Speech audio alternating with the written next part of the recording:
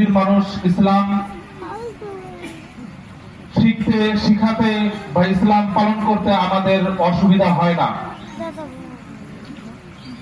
যদি তিনি আমাদেরকে সিরাতুল মুস্তাকিমের পথ না দেখাই দিতেন, যদি তিনি দুনিয়ার মধ্যে এসে এত কষ্ট মুজাহাদা না করতেন, এমনকি উহুদের ময়দানে গিয়ে যদি নিজের দাঁত মোবারককে শহীদ না করতেন এবং তায়েফের ময়দানে গিয়ে যদি নিজের রক্ত মোবারককে না ঝরাতেন, তাহলে হয়তো আজকে আমরা এই হিন্দুস্তানের মানুষ, আমরা হয়তো আল্লাহ পাক রব্বুল আলামিনকে খুশি করার জন্য এই ঈদুল আজহার ময়দানে না এসে আমরা হয়তো কোনো মূর্তির সামনে গিয়ে মাথা ঠেকাতাম।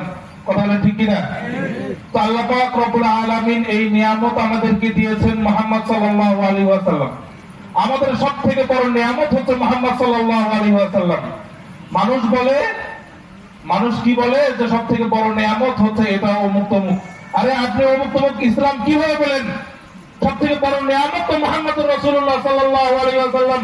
যিনি না হলে তো আপনি ইসলামই পেতেন না, আপনি ঈমানই বুঝতেন না। তাহলে আমাদের সবথেকে বড় নিয়ামত কোনটি?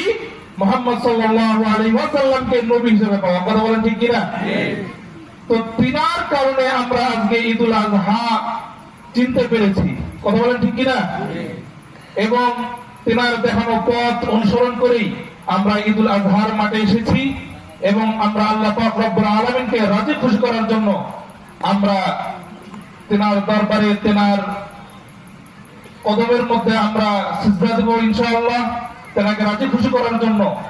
এবং সেই মুহাম্মদ সাল্লাল্লাহু আলাইহি ওয়াসাল্লামের দেখানো পথেই আমরা ইনশাআল্লাহ কুরবানি করব, যেটা তিনি আমাদেরকে শিক্ষা দিয়েছেন। কিভাবে?